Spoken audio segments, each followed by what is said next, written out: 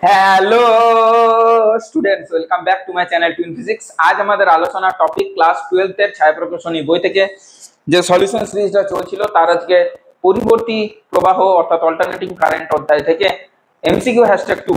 আজকের ভিডিওতে পরবর্তী 10টা প্রশ্ন নিয়ে আলোচনা করব, কারণ আমি তোমাদের বলেছিলাম যে প্রত্যেকটা সেগমেন্ট ওয়াইজ ভিডিও করব, তাহলে আমার তোমাদেরকে জিনিসগুলো বোঝাতে বা কোথায় কোন সূত্রটা অ্যাপ্লাই হচ্ছে একই ধরনের সূত্র অ্যাপ্লাই হবে।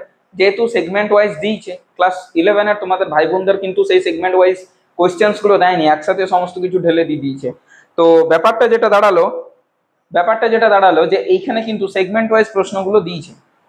যেমন এলসিআর বর্তনীর সেগমেন্টটা আজকে শুরু করছি আমরা, সেটার আন্ডারে দেখলাম যে মোট 20টা প্রশ্ন রয়েছে। তাহলে আমি দুটো করে প্রশ্ন করতেই পারি, কোনো অসুবিধা নেই। সরি, 10টা করে প্রশ্ন করতেই পারি, কোনো সমস্যা নেই। তো আজকের ভিডিওতে প্রথম 10টা প্রশ্ন নিয়ে আলোচনা করব এলসিআর বর্তনীর, অর্থাৎ 8 থেকে 17 নাম্বার। চলো, তো এলসিআর বর্তনী শুরুতে যেটা আমি বলে দিই, এলসিআর বর্তনীর ক্ষেত্রে কি কি বিষয়গুলো একটু মনে রাখবে। প্রথম কথাটা হচ্ছে, এই দিক বরাবর যদি হয় ভোল্টেজের ডিরেকশন, আর এই দিক বরাবর যদি হয় আমার এটা হয়ে গেল তোমার ভিসি, অর্থাৎ ক্যাপাসিটার বরাবর ক্যাপাসিটরের দুই প্রান্তে বিভব পার্থক্য, এটা হয়ে গেল ইন্ডাক্টরের দুই প্রান্তে বিভব পার্থক্য। তাহলে এইভাবে এইটা হয়ে গেল কিন্তু ভোল্টেজের ফেজার ডায়াগ্রাম। ভোল্টেজের তুমি যদি রোধের বার করতে চাও, তাহলে এই বরাবর তুমি একটা রেজিস্ট্যান্স পাবে আর, এই বরাবর একটা প্রতিঘাত পাবে এক্সএল, এই বরাবর একটা প্রতিঘাত পাবে, সরি এই বরাবর এক্সি, এই বরাবর এক্সএল। বোঝাতে পারলাম? এই এক্সি হচ্ছে 1/ωc, এই এক্সএল হচ্ছে 1/ωL, আর এই আর তো রেজিস্ট্যান্স, যা রেজিস্ট্যান্স হয় তাই। এটা হচ্ছে ব্যাপার, এটা হয়ে গেল রোধের ফেজার ডায়াগ্রাম। বোঝাতে পারছি আশা করি। আচ্ছা, এলসিআর বর্তনীটা যদি হয়, এলসিআর সিরিজ সার্কিট যদি দেখো, সিরিজ সার্কিট কিন্তু মানে মুখেই বলছে যে সিরিজ সার্কিট, তাহলে গল্পটা এরকম হয়। প্রথমে একটা এল নিয়ে নাও, এল মানে হচ্ছে কুণ্ডলী, দেন একটা সি নিয়ে নাও, দেন একটা আর নিয়ে নাও, হয়ে গেল। বাইরে থেকে একটা অল্টারনেটিং কারেন্ট তুমি যোগ করেছ, এসি সোর্স, ওকে, এইভাবে হয়। এটা হয়ে গেল এল, এটা হয়ে গেল সি, এটা হয়ে গেল আর, এবং এরা তিনজনেই কিন্তু একে অপরের সাথে সিরিজে আছে, তাই একে বলা হয় সিরিজ এলসিআর সার্কিট।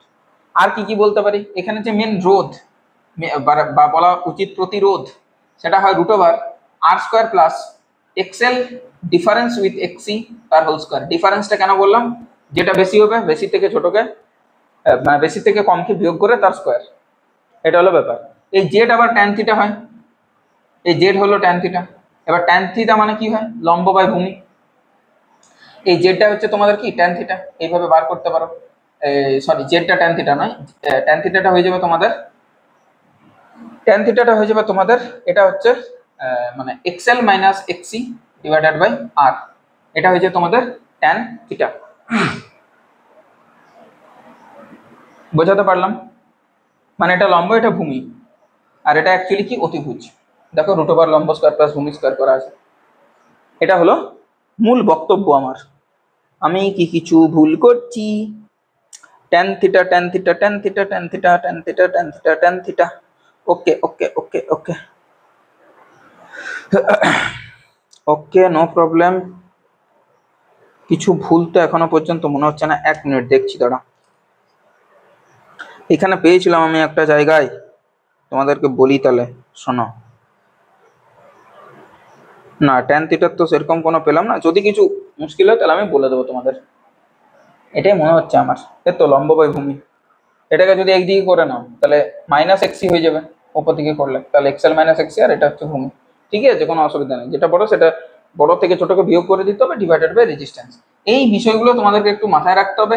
আর যেটা বলেছিলাম যে আরএমএসটা হয় পিক ভোল্টেজ ডিভাইডেড বাই √2, ওকে, তেমনি কারেন্টেরও হবে অ্যাভারেজটা হয় 2π/π ওভার ফুল সাইকেল কিন্তু V0। এই বিষয়গুলো একটু মাথায় রাখতে হবে, তাহলেই কোনো সমস্যা হবার কথা না। বোঝাতে পারলাম? তো যাই হোক, এখানে করা যাক। আচ্ছা, এর সাথে সাথে এলসিআর বলে দিয়েছে, কিন্তু এর সাথে সাথে আরসি আর এলআর এই দুটো বর্তনীয় থাকে। সি ফর কারেন্ট, যেখানে সি থাকবে সেখানে কারেন্ট এগিয়ে থাকবে যদি সি আর আর থাকে। যদি এলসিআর থাকে তাহলে দেখতে হবে এল তো পিছিয়ে দেয় কারেন্টকে, সি তো এগিয়ে দেয় কারেন্টকে, তাহলে কে পিছাচ্ছে বেশি, কে এগোচ্ছে বেশি, এই জিনিসটা একটু চর্চা করতে হবে, নাহলে বলা যাবে না, মানে অগ্রিম বলা যাবে না, অঙ্ক দেখে বুঝতে হবে। চলো নেক্সট দেখো, এসি বর্তনীতে শুধুমাত্র একটি ধারক থাকলে মানে কেবলমাত্র সি আছে, তাহলে সে কি করে, সে কিন্তু কারেন্টকে এগিয়ে দেয়, সে কারেন্টকে কি করে এগিয়ে দেয় কততে 90 ডিগ্রিতে, 90 ডিগ্রিতে হয়ে গেল। কেবলমাত্র সি আছে তাহলে 90 ডিগ্রি দশাগুণে এগিয়ে থাকে কে, ভোল্টেজের সাপেক্ষে পরবর্তী ভোল্টেজের সাপেক্ষে কারেন্ট এগিয়ে থাকে 90 degree. Option number C, C for current, এটা একটু মনে রাখবে তাহলে ভুল হবে না।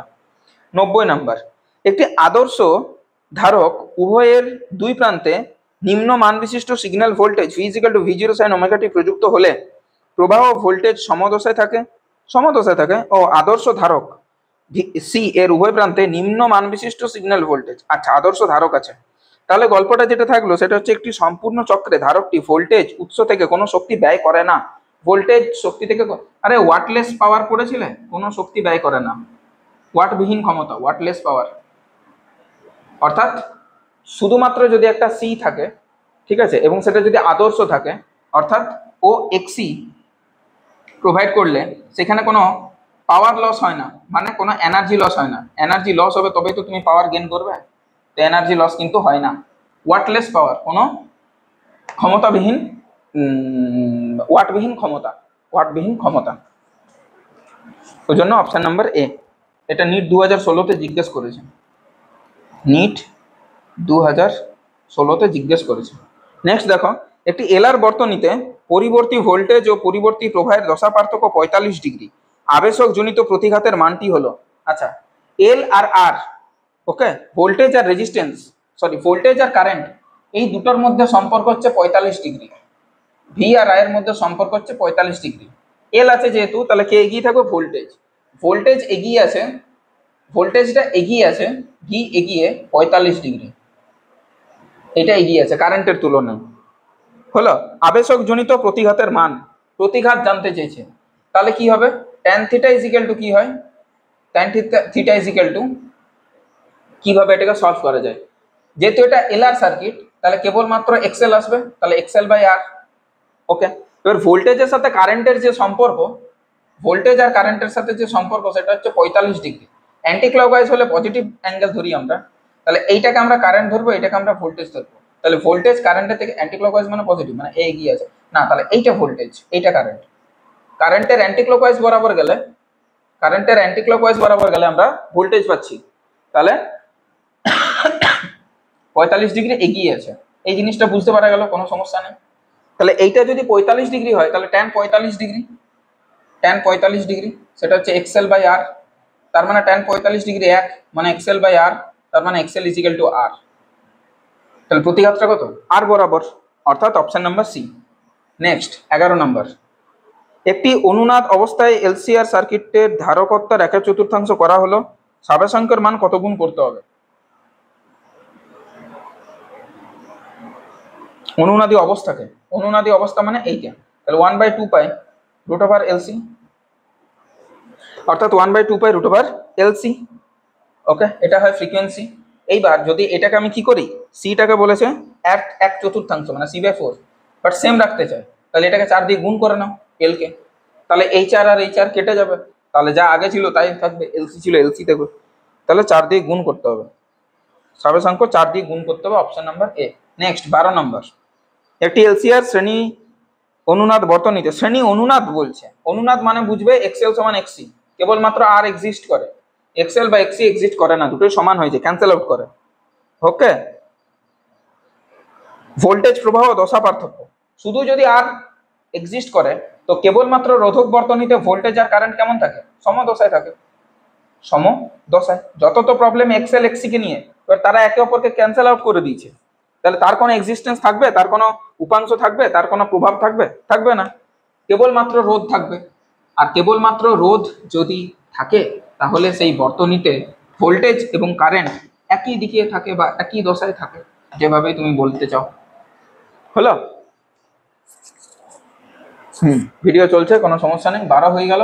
13 নাম্বারটাতে বলেছে, আচ্ছা এটা হচ্ছে অপশন নাম্বার ডি, মানে সমদশা, মানে কোনো দশা পার্থক্য নেই, 0 ডিগ্রি, কেমন এটা বুঝবে। 50 হার্জ কম্পাঙ্কের একটি 1/π হেনরি আবেশকের প্রতিঘাত কত। কম্পাঙ্ক দিয়েছে 50 হার্জ, 50 হার্জ, এখান থেকে ওমেগা বার করো, ওমেগা হয় 2πn, তার মানে হচ্ছে 100 পাই, ওকে, এবার হচ্ছে তোমার ওমেগা এল দরকার। এক্সএল মানে হচ্ছে ওমেগা ইন্টু এল। ওমেগাটা হচ্ছে 100 পাই আর এলটা হচ্ছে 1/পাই, তার মানে হচ্ছে 100। এককটা কি হবে? ওহম। নেক্সট, এসি বর্তনীতে কোন রাশিটি কম্পাঙ্কের উপর নির্ভরশীল নয়? রোধ। আরটা রোধের উপর কম্পাঙ্কের উপরে নির্ভরশীল নয়। বাকি তুমি এক্সএল দেখো সেটা ওমেগা এল, তুমি এক্সি দেখো সেটা 1/ওমেগা সি, এগুলো কিন্তু ওমেগার উপরে নির্ভরশীল। তাই এই আরটা কেবলমাত্র ওমেগার উপরে নির্ভরশীল নয়। তাহলে রোধ option number A. Next 15 number, একটি এলসিআর বর্তনীতে সর্বোচ্চ প্রবাহ পাওয়া যাবে, সর্বোচ্চ প্রবাহ পাওয়া যাবে, অনুনাদ হবে, প্রত্যেকটার কন্ডিশন একটাই, এক্সএল ইজিক্যাল টু এক্সি।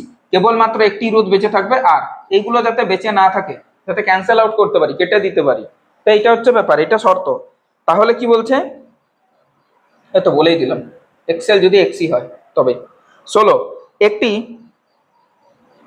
এলসিআর শ্রেণী বর্তনী বিশুদ্ধ রোধকের মতো আচরণ করবে, মানে এলসিআর সার্কিট কিন্তু আর এর মতন আচরণ করবে কখন? যখন এক্সএলটা এক্সির সাথে সমান হয়ে যাবে, এক্সএল এক্সি কে ক্যান্সেল আউট করে দেবে, কেবলমাত্র আর পড়ে থাকবে, বিশুদ্ধ রোধকের মতন আচরণ করবে। এক্সএল সমান এক্সি মানে হচ্ছে ওই আর কি, এক্সএল মানে তো ওমেগা সি, ওমেগা এল, আর এটা হয়ে যাবে 1/ওমেগা সি। তাহলে ওমেগা এল শুড বি 1/ওমেগা সি, তখন হবে। ওই আগেরটাকে একটু জাস্ট মোচড় দিয়ে দিয়েছে। এলসিআর শ্রেণী সমবায়ে রাখা কোনো এসি বর্তনীর অনুনাদ কম্পাঙ্ক যদি এফ হয়, তাহলে ধারকত্বের মানের যদি চতুর্গুণ করা হয় তবে পরবর্তীত অনুনাদ কম্পাঙ্ক কত হবে? এইটাকে 4 গুণ করবে। এই যে এন ইজিক্যাল টু, আবারও লিখছি, 1/2 পাই root over L into C. তো সিটাকে যদি 4 গুণ করে দেওয়া হয়, সেই 4টা বাইরে আসবে, তো কত বাইরে আসবে? 2 বাইরে আসবে, মানে অ্যাকচুয়ালি পূর্বের হাফ হয়ে গেল। বোঝা গেল? সিটাকে চতুর্গুণ করা হয়েছে, 4c করা হয়েছে, সেই 4টা বাইরে এলে কত আসবে? 2 আসবে। তাহলে টোটাল জিনিসটাকে অর্ধেক করে দেবে, অর্ধেক না অর্ধেক করে দেবে, আধা করে দেবে অ্যাকচুয়ালি। তাহলে এ মানে হচ্ছে f/2, আগের থেকে অর্ধেক হয়ে যাবে, f/2, অর্থাৎ অপশন নাম্বার এ। যেটা যতটুকু সময় লাগার কথা আমি ততটুকু দিয়েছি, আশা করি বোঝাতে পেরেছি। যদি কোনো ধরনের অসুবিধা থাকে অতি অবশ্যই কমেন্ট করবে নির্লজ্জের মতন। যদি লজ্জা পাও তাহলে নিজের কিন্তু ক্ষতি, আমার কিছু বলবার নেই, ঠিক আছে? তাহলে বলবে যদি কোথাও কিছু সমস্যা থাকে। আদারওয়াইজ টেক্সট বুক ভালো করে পড়ো, নিউমেরিক্যালস, তাহলে তুমি কিন্তু খুব ভালোভাবে সলভ করতে পেরে যাবে, কোনো সমস্যা হওয়ার কথা না। টেক্সট বুক থরলি পড়তে হবে, এটা কিন্তু মূল কি টু সাকসেস, এটা হচ্ছে ব্যাপার। যাই হোক, দেখা হবে নেক্সট ভিডিওতে আরো 10টা প্রশ্ন নিয়ে, অর্থাৎ 18 থেকে 27 নম্বর প্রশ্ন নিয়ে। তাহলে এলসিআর বর্তনী সেগমেন্টটা কমপ্লিট হয়ে যাবে, তারপরে সেগমেন্টে যাবো না হয়। যাই হোক, আশা করি বোঝাতে পারলাম বিষয়গুলো। দেখা হবে নেক্সট ভিডিওতে। Till then, take care, tata.